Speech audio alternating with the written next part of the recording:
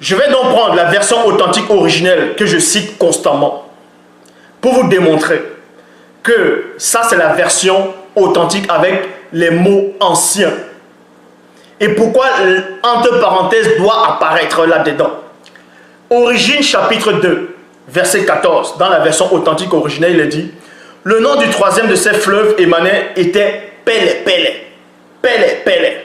Donc, si je viens là, je vous donne la version authentique originelle directement en Sawa, en Douala. Mais vous allez, ceux qui ne comprennent pas, même les Douala, qui n'arrivent même pas à lire, qui ne comprennent pas, qui ne parlent même pas le Douala ancien, comment ils vont comprendre cela?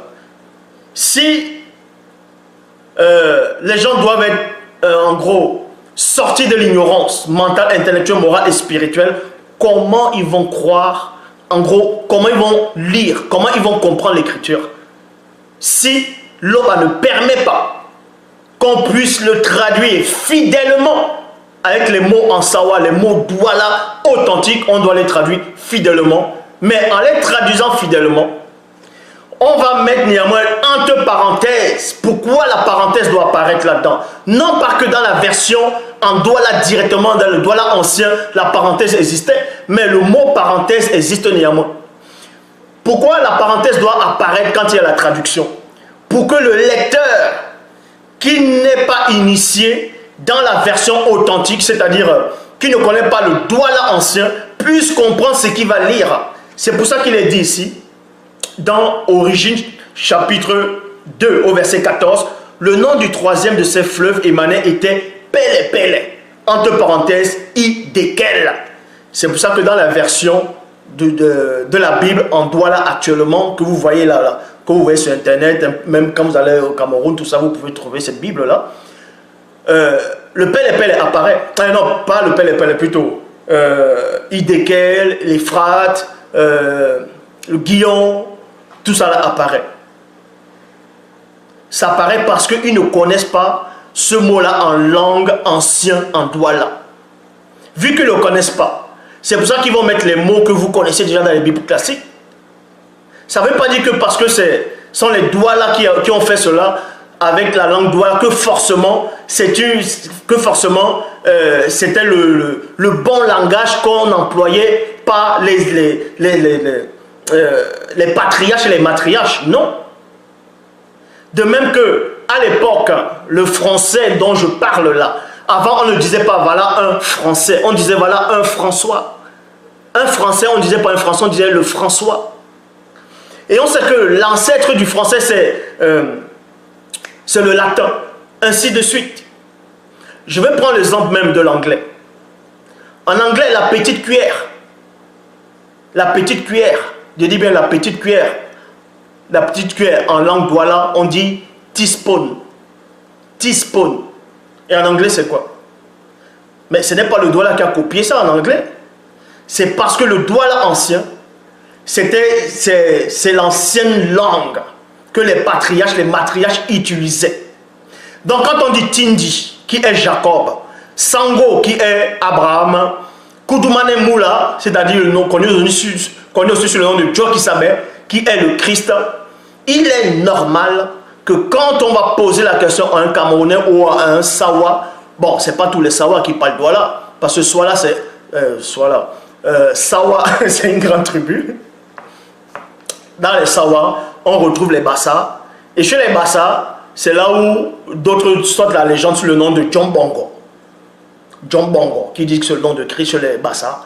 Bon, il y a les Sawa, il y a les Douala, il y a les Bassa, il y a les Bakoku, il y a Abo, il y a tellement, Pongo, il y en a tellement beaucoup de branches. Mais ici, cette version authentique a été écrite par la langue parlée au début. C'est le Douala ancien.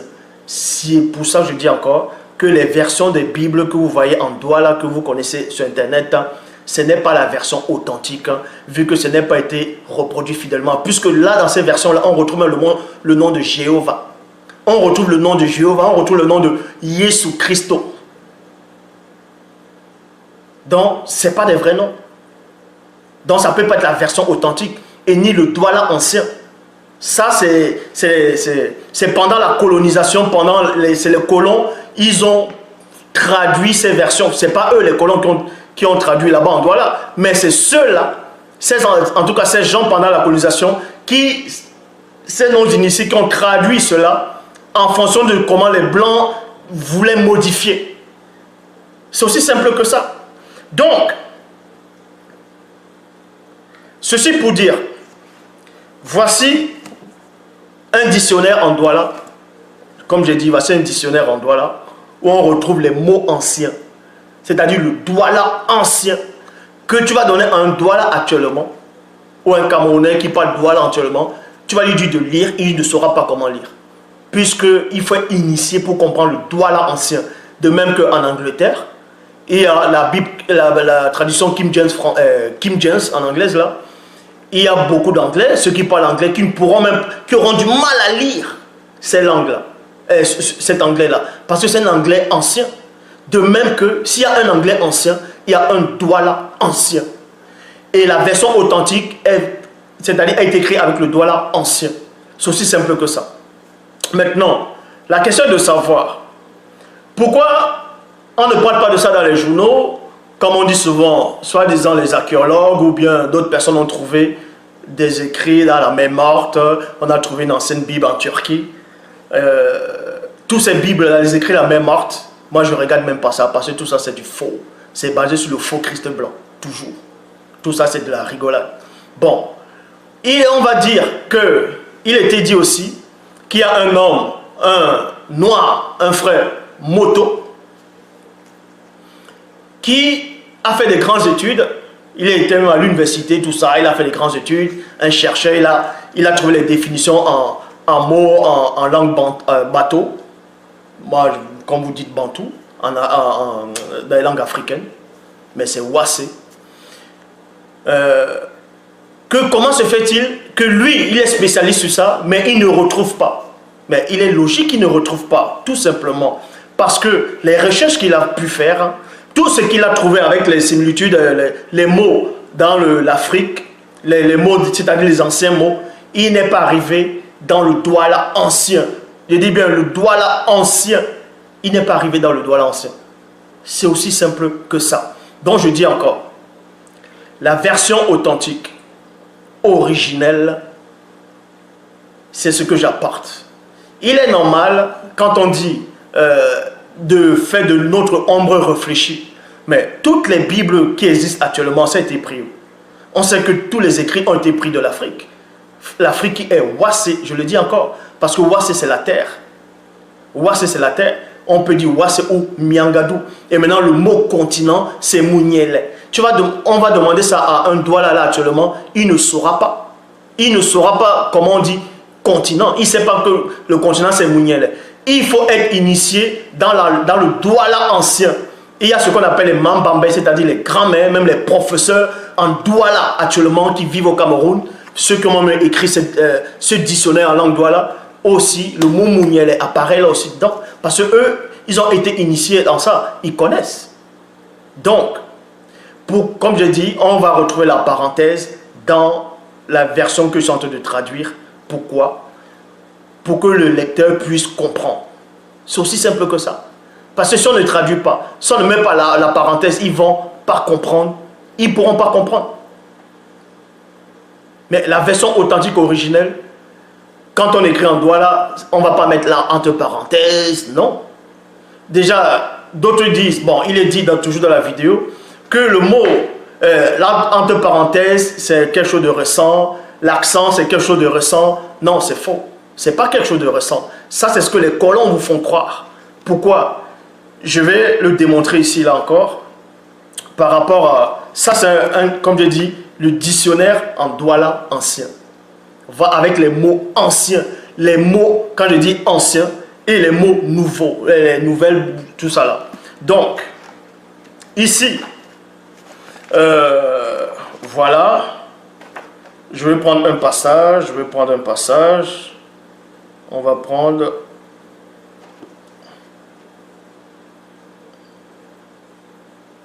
On va prendre un passage.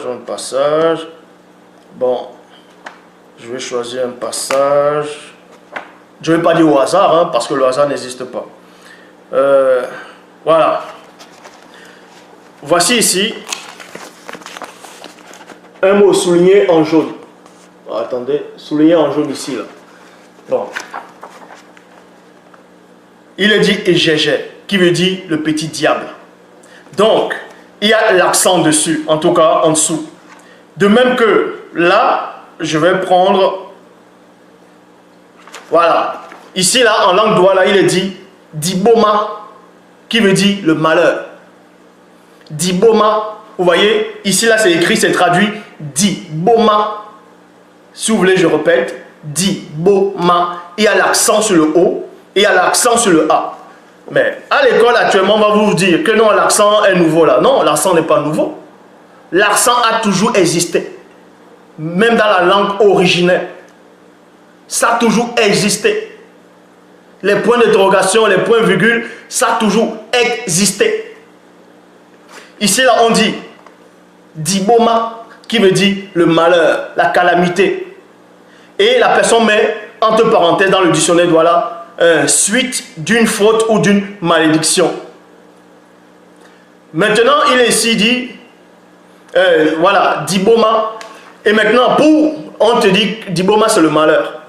Maintenant, quand tu vas dire ça à un douala qui ne connaît pas le douala ancien, lui ne pourra pas te croire. Lui, il va te dire quoi? On dit plutôt Eboma.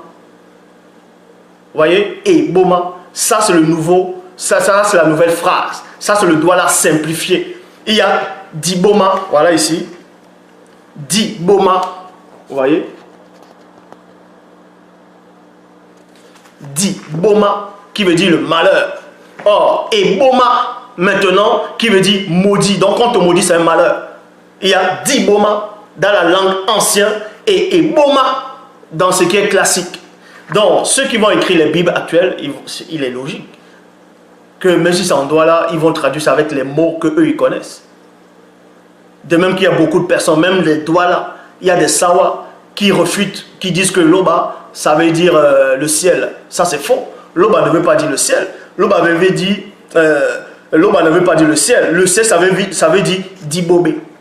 Dibobé. Et non Bobé. Vous voyez? Attendez, je vais prendre un autre dictionnaire ici. Dans le douala ancien. Ciel, ciel, ciel, pour vous montrer. Bon, je vais aller dans le ciel. Hop, hop, hop, hop, hop, hop, ciel. C'est où le C?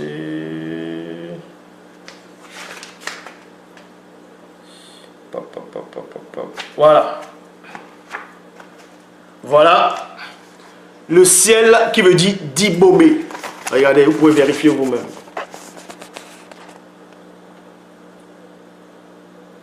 Attendez. Ouais, c'est là. Non. Mais où est-ce que j'ai mis ça? Où est-ce que j'ai... ciel, ciel, ciel, ciel. C'est parti, voilà. Ouais. C'est là, ciel. Vous voyez? C'est là, là. Ciel, vous voyez? Ciel. Ciel qui veut dire Dibobé. Ça, c'est dans un dictionnaire.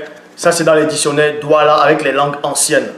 Dans les douala qui ne connaissent pas le douala ancien vont dire ciel, ça veut dire Loba. Non? Ciel, ça veut dire Dibobé. Et Dibobé aussi veut dire l'araignée. Mais tout dépend avec l'accent, comment l'accent est posé. Donc je dis encore, la Bible, en tout cas la version authentique originelle, elle est authentique. C'est fait avec les mots anciens.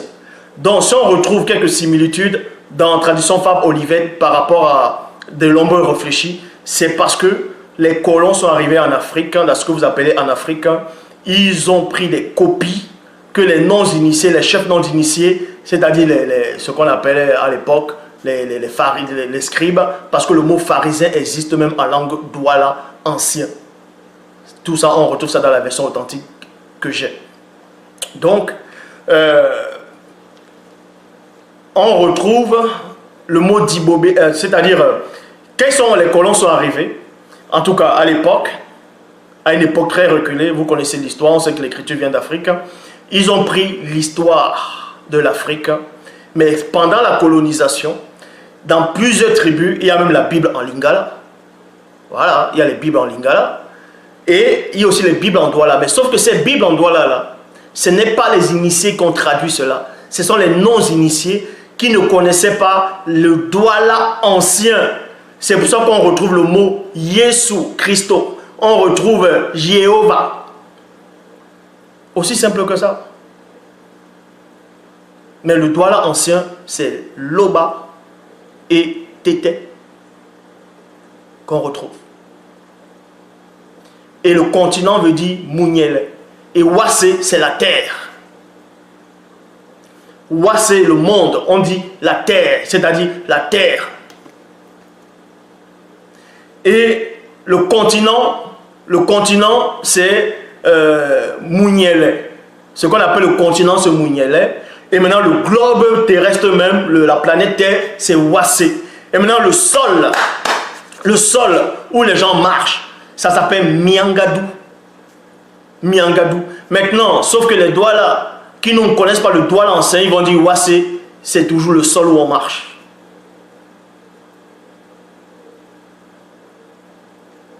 Donc, et Wassé aussi, toujours dans le douala ancien, ça veut aussi dire l'Afrique. Ça veut aussi dire l'Afrique. Donc ici, c'est pour répondre aux questions posées. Oui, la vraie version, elle est authentique, originelle. Et c'est avec le douala ancien que beaucoup de douala ne connaissent pas. Maintenant, pourquoi on ne retrouve pas les vestiges? Pourquoi les médias ne s'emparent pas de ça? Pourquoi les médias ne s'emparent pas de ça? Pourquoi on ne m'invite pas dans les plateaux, tout ça? On m'a déjà invité dans des radios, dans des émissions. Mais pourquoi je ne suis pas allé? Non pas que parce que j'ai peur. Tant que l'Oba ne me dit pas, j'y vais pas. Parce que moi, je ne cherche pas ma gloire. Le but, c'est quoi? C'est de réveiller les consciences, c'est de réveiller les gens mentalement, intellectuellement, spirituellement et moralement, pour qu'ils sortent de la captivité. Parce que le manque de sens n'est bon pour personne. Donc, cette version authentique, elle vient d'où alors? C'est ça la question posée. Mais elle vient de l'Afrique ancestrale. Mais où en Afrique ancestrale? C'est la question qu'on veut poser. Pourquoi? Où est le support? C'est-à-dire, par où je sais pour traduire cela? C'est la question. Où est le support? Je ne vais pas vous dire que le support est dans mon cerveau. Puisque si je dis que le support est dans mon cerveau, c'est que cette version ne sert à rien. Pourquoi? Parce que le cerveau, c'est quoi? Ça fait partie de la matière. Ça fait partie de la matière. De même que Paul, quand il a eu sa révélation, ce n'est pas dans le cerveau, c'est par l'esprit. Maintenant, cette version vient d'où? Cette version, elle est authentique. Et comme je dis encore, les messages que tu as pu envoyer, je ne les ai pas reçus. Je n'ai pas reçu les messages. Et pour parler en privé, il n'y a pas de souci. Je suis prêt à répondre à toutes les questions. Sans détourner, non. Je réponds à toutes les questions. Comme j'ai dit, la Bible, la version authentique originelle, il n'y a pas de contradiction dedans. Donc, déjà, Bible, ça veut dire bibliothèque. Qui, en grec, c'est biblos. L'ensemble de beaucoup de livres. Et la version authentique, ici, quand on traduit ici, là, ça va dire, on va dire Bible. Bible. Mais, si vous voulez comprendre, dans la version même originelle, c'est dit Babou Sangui, c'est-à-dire les écritures saintes. Bétilé dit Babou Sangui. Mais quand tu vas écrire Bétilé dit Babou Sangui, les gens vont voir, ils ne vont même pas savoir c'est quoi. Donc, pour que les gens puissent lire, quand tu vas le traduire en français, tu vas mettre Bible, entre parenthèses, la Bible authentique. Mais sauf que ça va rester fidèlement, sans erreur, sans contradiction, avec le même contexte, pareil.